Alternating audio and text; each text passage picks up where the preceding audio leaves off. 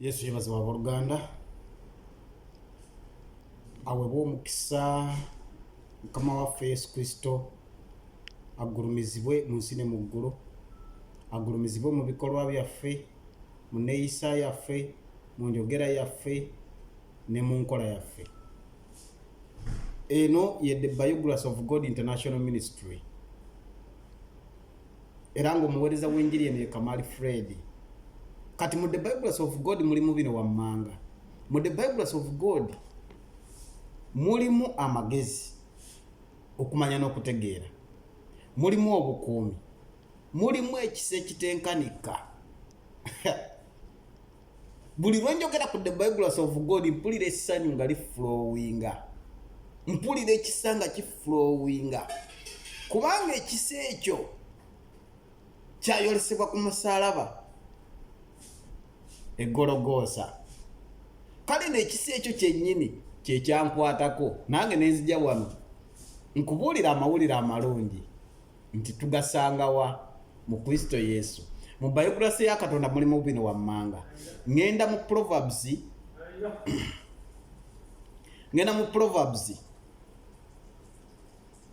Proverbs 16 mulimu bino wammanga. The word of God says, listen to this properly. The reason why I'm going to use English and Luganda because this ministry is international. But one thing I wonder, many books have been written, but only one book transforms. That's why ensonga lwaki nakola ki nange nagiremeramu neŋŋamba why nange kaŋŋende nga nsoma, kaŋŋende nga nnemerako, Katonda n'agenda nga mbikkulira, Katonda n'agenda nga ndaga. Haleluya. Kale nomugana nga ali eyo, Katonda ayagala obeere his biography, kubanga mu kubeera his biography he will teach you more about him. Ate ekyo kyakwetaaza, ayagala obeere his biography. Olwo akulaga ekisa, akulaga amagezi, akuwa amagezi okumanya n'okutegeera. Tulaba omusajja nga Suleymaani yamanya nti buno obukulembeze tagenda kusobola kukulembera wabanga tayina kutegeera kwa Katonda. Bwe twogera ku magezi kwe kutegeera kwa Katonda, yenkola ya Katonda. Haleluya. Kubanga Katonda yatonda ensi ng'agitonda n'amagezi. Haleluya. Akuwa omukisa Mukama. Proverbs kati eno The Biography of God, Katonda waffe gwe tusinza yoyo w'ebyayita byaffe ebiriwo n'ebiribaawo. Lwaki Katonda waffe w'ebyayita byaffe ebiriwo n'ebiribaawo? Kubanga mu byayita byaffe twali tetumumanyi, kati mubiriwo tutandise okumumanya. Ate ebirijja mu maaso haleluya. Kubanga labayo Yeremiya 29:11 Mukama agamba bw'ati nti nyina pulaani ennungi gye muli, si ezo ez'obubi naye ezo ez'obulungi. Kaakati ebiseera byaffe ebyayita tubadde nga tetwekkiririzaamu, tubadde batunyooma, tubadde batuvoola, tubadde batuvuma. Naye laba pulaani ennungi Katonda zaayogerako. Mbu nyina pulaani ennungi gye muli, si ezo pulaani ez'obubi wabula pulaani ez'obulamu obulungi, pulaani ez'enkulaakulana. Enkulaakulana kyeki? Enkulaakulana Katonda gy'ayogerako y'ey'okumumanya, otandike okumwogerako. Kati nkusabira naawe okulaakulane, otandike okwogera ku Katonda, otandike okumubuulira abalala. Akuwa omukisa Mukama. Eno ye The Biography of God International Ministry. Ate ng'omuweereza w'enjiri eno ye Kamali Fred. Ngenda kwogera ku mulenzi gwe bayita Jebize. Tugenda mu First Chronicles 4. Omulenzi oyo yansanyusa nnyo. Ng'andaba tufaanagana. Stories zonna zifaanagana. Ne ngamba ate lwaki simukuleetera wano, naawe ogenda omusomeko osabe okole nga bwe yakola, obeere wanjawulo mu baganda bo, obeere wanjawulo mu famire yo, oyambe ne famire ye eveeyo naye efuuke yanjawulo. kubanga mu nsi muno ffenna tetugenda kusaba waliwo abantu Katonda bayagala basabire famire zaabwe ekisa kya Katonda kibakuume. Omanyi otya oba yeggwe? Yogenda kumanya otya nti yeggwe ng'omaze kugenda mu Bible ya Katonda? Buno buweereza gye businziira. Ngenda kwogera ku bintu bisatu, ennyiriri ziri ssatu ze ngenda okusoma mu Proverbs 1:16. Akuwa omukisa Mukama ng'owuliriza. Katonda waffe yewe byayita byaffe ebiriwo n'ebiribaawo. Ebiriwo n'ebiribaawo, present, past, present and future. That is the God we serve. That's why in our past we were living in ignorance.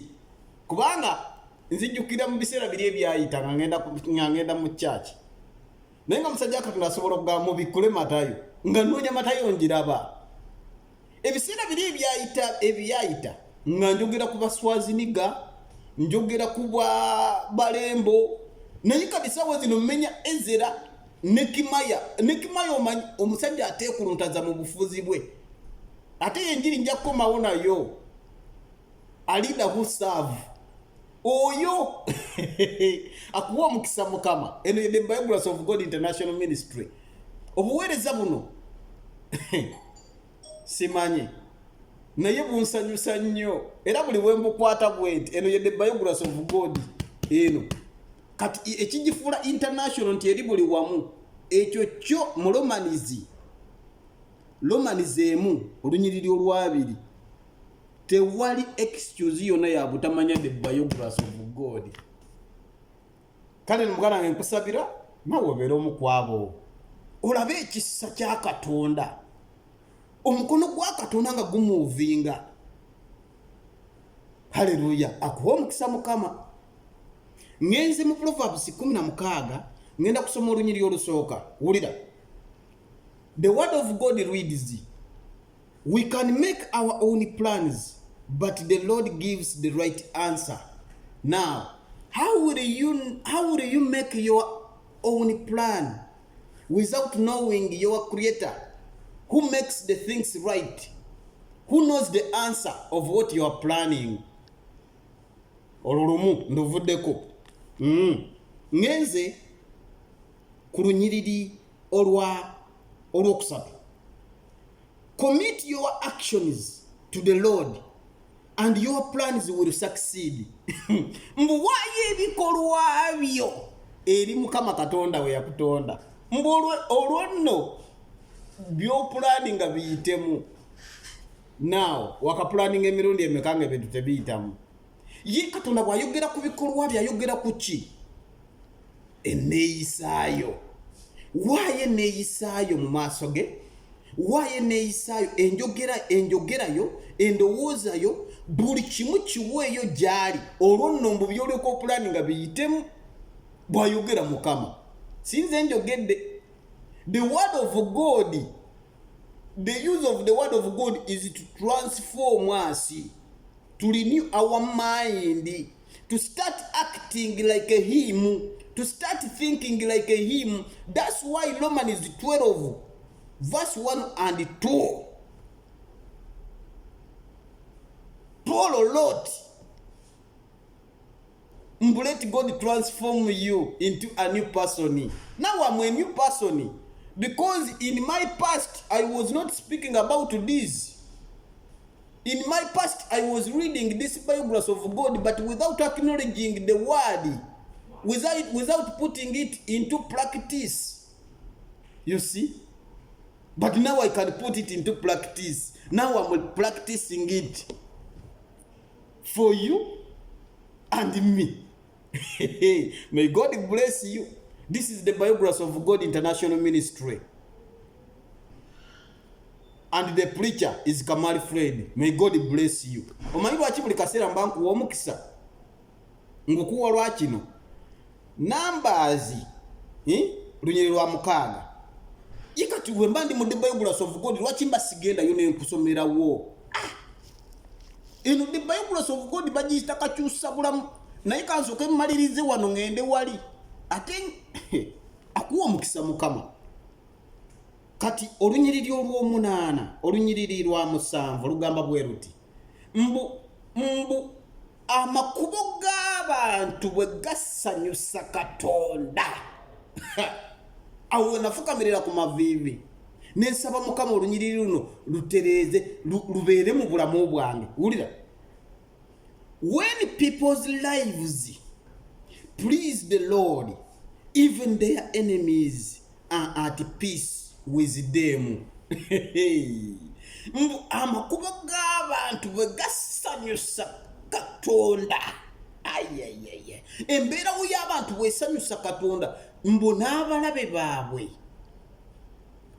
Katonda ateeka emirembe mu makati gaabwe n'abalabe baabwe. Tulaba kabaka Asi mu 2 Chronicles 14 mbu ng'akola bulungi nnyo, ng'atambula ne Katonda, ng'amakubo ge gasanyusa Katonda. Naye bw'ogenda mu 2 Chronicles 15 olunyiriri lwa 6 mbu naye abantu amawanga n'amawanga gaali galwanagana, ng'ebibuga n'ebibuga birwanagana, kubanga Mukama yali abitawaanya. Omanyi lwaki yali abitawaanya? Ebiseera bye baali balwanaganiramu Asi yali asanyusa Katonda, Katonda atadde emirembe mu bwakabaka bwe. Kati Katonda ayagala amakubo gaffe gamusanyuse. Amakubo gaffe gegaliwa by'ebikolwa byaffe, ye njogera yaffe, ye neeyisa yaffe, bwe bulamu bwaffe. Akuwa omukisa Mukama. Kati ye lwaki kangenze mu Numbers wemba wano mu the biography of God mba nyina okukakasa buli kyawandikibwa kyenjogerako mba nyina okukikusomera, naawe ogende okisome okikirize mu bulamu bwo, kikole nga bwe kyankolera. Akuwa omukisa Mukama. Eno ye the biography of God International Ministry kakyusa bulamu, ye nkyusiza okutuuka wano. Kati nga lwaki nange sijikubuulira naawe kukyuse oddukenge ogenda gyali. Katonda ekyo kyatwagaza mu biseera biri ebyayita. Nali nsoma biography of God naye nga sikkiriza, nga mbisoma nembirekaawo. Mu bulamu buno bwe tutambuliramu abantu abasinga ekigambo kya Katonda tukisoma naye tetukikkiriza. Ekyo kikyamu. Tandika okusoma ekigambo kya Katonda mu bulamu bwo okikkirize. Kikirize, kiriza Katonda n'ekigambo kye. Kiriza ekigambo kya Katonda kikusumulule. Tulekere okukisoma nga tukirekaawo. Nze kyansumulula, banange kyansumulula, y'ensonga lwaki ndi wano. Akuwa omukisa Mukama. Kyansumulula, tekyasumulula nze nzekka. Kubanga Katonda wakuyamba, ayamba n'abantu bo bonna, n'abakwetoolodde bonna ne bawulira ne balaba amaanyi ge nga gali mu ggwe, nabo ne gabasaasaanira. Kubanga Katonda bw'asumulula, asumulula ne famire yo yonna n'emikwano gyo gyonna. Katonda atandika okukusumulula, atandikira mu bwongo bwo, n'alyoka asumulula emmeeme eyo, n'asumulula omutima gwo, wenna n'olyoka n'obeera delivered. Y'ensonga lwaki mu Yerima yeri agamba mbu Katonda bw'akuwonya abaakuwonyereza ddala, era bw'akulokola abaakulokoledde ddala. Nga lwaki tolaba oyo gwe nalaba nange mukwagaliza omulabe. Akuwa omukisa Mukama. Eno ye the biography of God International Ministry kakyusa bulamu.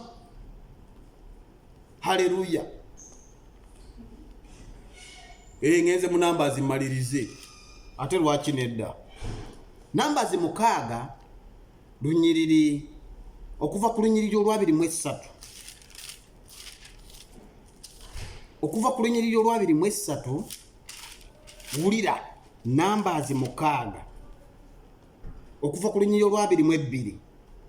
Gino mikisa gikirizo gisabira abantu bo bagitwale kuba Katonda yagikakasa. Buli kye tukola mu nsi muno Bible etugambye mu Proverbs mbu tukola plani zaffe naye Katonda yakakasa plani zaffe. Now if you are planning to bless your people, God will prove it to them. Now I'm going to bless my family. I'm going to pray to the Almighty, the one who created me, and he will grant that prayer on my family. on my career, in my entire life, and in my entire life. In Jesus' name. And vajita the Bible of God kachusa bulamu. Akuwa omukisa Mukama. Mukama yagamba bati Moses. Na mugamba gamba abaana ba Isirayiri. Gamba Aaron. Gamba Aaron. Awe abaana ba Isirayiri omukisa. Now Moses tali one. Aaron tali one. Kati Katonda ngambi mpe abantu bange omukisa. Nga bwemba wo omukisa nawe gubawe. Wa abantu omukisa. Nga bwempe ensi yange omukisa nawe wensi yo omukisa. Nga bwempe ebirowoozo byange meme yange n'omutima gwange nawe biwo omukisa. Katonda agalantinge akuwa omukisa Mukama. Then the Lord said to Moses, tell Aaron and his son. Now awali Moses. Take away erinnya lyo. Ekyo Katonda kyayagala. Ono Moses yakolanga example mu biseera bye n'akikola. Yagenda. Era empeera ye mulinze. Obulamu obuddako bumulinze. Naawe kati gw'oliwo. Hallelujah. Kati wulira. Then the Lord said to Moses, tell Aaron and his sons. Now the Lord said to Kamari, tell Aaron and his sons to bless the people of Israel with this blessing. Now, where Israel put your family, change it. That is what God wants you to do. These are the examples. Hallelujah. Special blessing. Listen, these special blessings, you need this special blessings so that you can survive in this dark world. That's why Jesus prayed. Every time he prayed, he was praying for us, me and you, because Jesus was complete. He had no sickness, no trouble, no confusion. He was complete. But do you know why he was praying every time, every day, every minute? And I remember in Luke, maybe Luke 26 or Matthew, he found his disciples sleeping, and he told them, why are you sleeping? Wake up and pray, so that you may not be tempted by the devil. Akuwa omukisa Mukama eyongezeyo obugenzi naye sijja kutwalayo lulala. Uli omukisa guno omukisa ngusabira family yange n'emikwano gyange n'agenda okulaba n'agenda okusharinga mwenna mukisa mugutwale. Yagamba bwati, then the Lord said to Moses, tell Aaron and his sons to bless the people of Israel with this special blessing. May the Lord bless you. I receive in Jesus' name. May the Lord bless my family and protect you. May the Lord bless my family and protect them.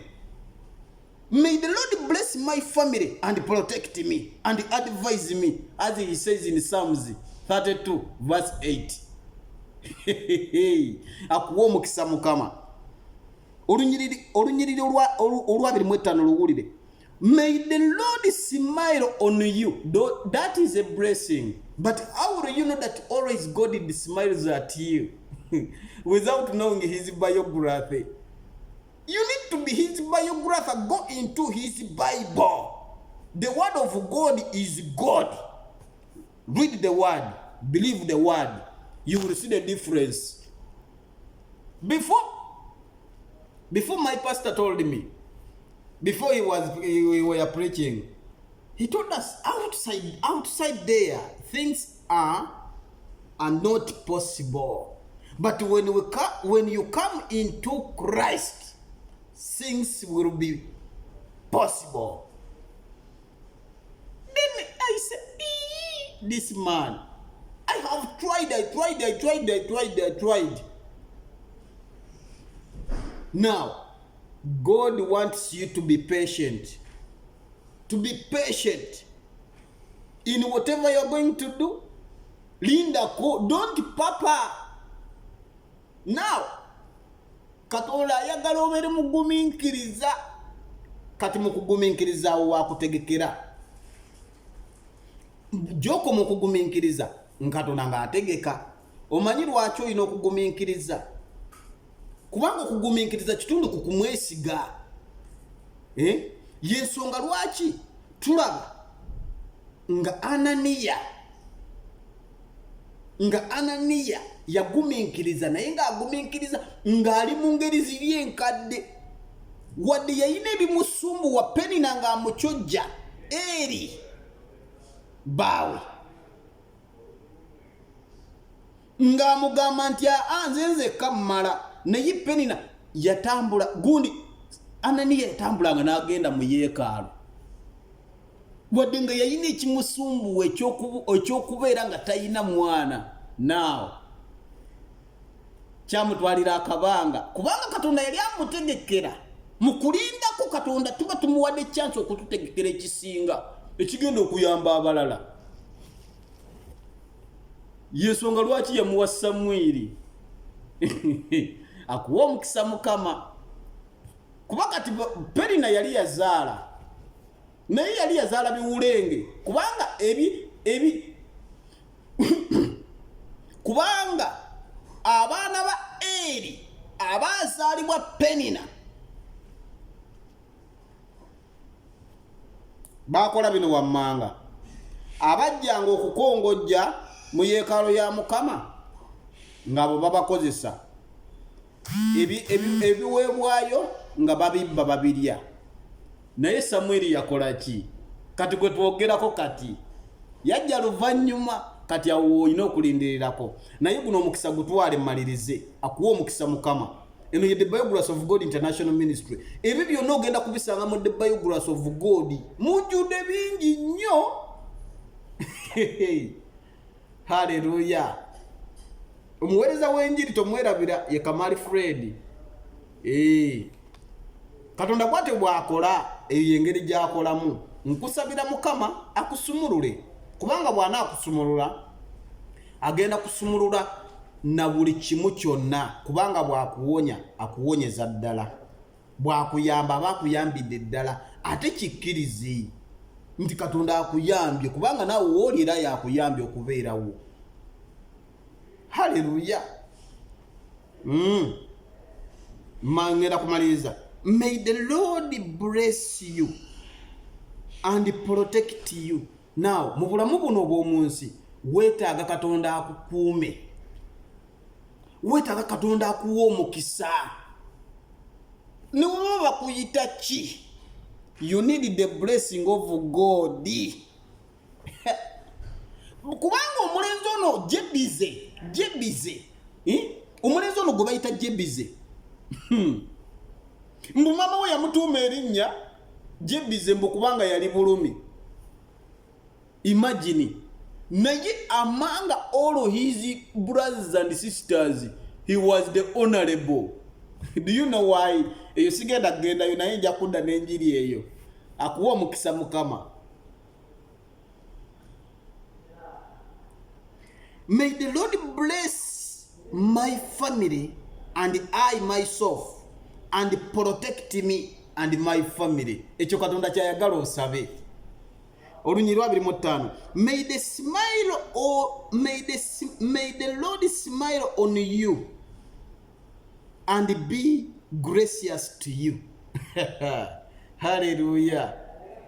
Lord, as I read these blessings, may all these blessings flow on my family, on my friends, in all the world. In Jesus' name I pray. Katonda nga akola kuba ekyo kyayagala. Ezo ze plani ennungi z'alina gye tuli. Ez'okutumwenyera. May God's smile be on you, my brother and my sister, my children, my wife, my mother. Oh, Namirembe Justin, may God's smile be on you and protect you. May he give you long life. In Jesus' name I pray. Nga God nga Katonda guaranteeing essala eyo. Lunyiri 2:6. May the Lord show you his favor. Ulire emikisa. May the Lord show you his favor. Now, in this world we are complaining about favor. Buli wamu banchawa. Nonya the biography of God International Ministry weri. Fukamiro sabo mugabe mukama wansubiza wampo mukisa gwo kuganja. Otandika okuganja. Nga buli bobera bakwetaaga. Nga nabalabe bo Katonda agambye bwati nti amakubo g'abantu begamusanyusa ate ekyo kyeyetaaga ateeka emirembe mu balabe be nga tebalina kyakukola balina kwagala. They like it or not, they have to do it because of God himself. Akuwa mukisa mukama. Ngenze ku lunyiriri. May the Lord smile on you and be gracious to you. May the Lord show you his favor and give you his peace. Chewetaaga munsi muno wetaaga emirembe. Now God has said, this is the word of God. This is God is speaking. Is giving it to you. Now it is up to you to believe and take it or to deny it. But for me, as for me, already yagamba bwati abana ba Israeli. Yabagamba, as for me and my family, I will serve the Lord. As for me, Kamali Fred, and my family, I will bless my family. As for me, Kamali Fred, I will bless my friends. As for me, Kamali Fred, I will serve the Lord Almighty. And I will pray this blessing also to flow in my children, in my generation. In Jesus' name I pray. May the Lord show you his favor. Mboleka mukama akulaga okuganja kwe. Omanya abasajja abafuna okuganja mu maaso ga Katonda. Ba Ibrahim kati be bajjajja babakkiriza. Abasajja nga ba Nekimaya. Waliwo Enoke yagenda mu ggulu nga mulamu. That is God's favor. You need the favor of the Lord to be with you. Akuwa mukisa mukama. May the Lord show you his favor and give you his peace. Katonda bwakulaga okuganja kwe n'emirembe gye gina okubeerawo. Akuwa omukisa mukama. Kati olunyiriri olw'2:7 wano wetukolera ensobi. Olw'okubanga muva Bulaaya inze siyina kyendi ondaba ndi awo ndi useless. Osobola okubaako kyonkolera. Negamba mukama akuwa omukisa. N'ogamba kati gwe yagaana ogukuwa ate ogusabira nze. Ebyo naye wulira emikisa gino gyonna gye nsomye, gye nsabidde famire yange, gye nsabidde abaana bange n'emikwano gyange n'ensi yange, wulira agikakasa. Wulira olunyiriri 2:7. Whenever Aaron and his sons bless the people of Israel in my name, I myself will bless them. Akuwa omukisa mukama. Eno ye the biography of God International Ministry. Yagamba nti Aaron n'abaana be we banaawa abaana ba Isirayiri omukisa. Nze kennyini Katonda eyabatonda nze ngenda okuguba kakasaako. Kati mukama abampeera omukisa. Mu birowoozo byammwe, mu nkola yammwe, mu neeyisa yammwe, mu kwagala kwammwe. May God grant that prayer in Jesus' name. Eno ye the biography of God International Ministry. Era ng'omuweereza w'enjiri eno ye Kamali Fred. Mu the biography of God mulimu obukuumi. Teweetaaga mundu Katonda asobola okukuuma, asobola okukulungamya woba otambulidde mu makubo ge g'ayagala. Akumpeera omukisa mukama ng'owuliriza ng'ate olaba.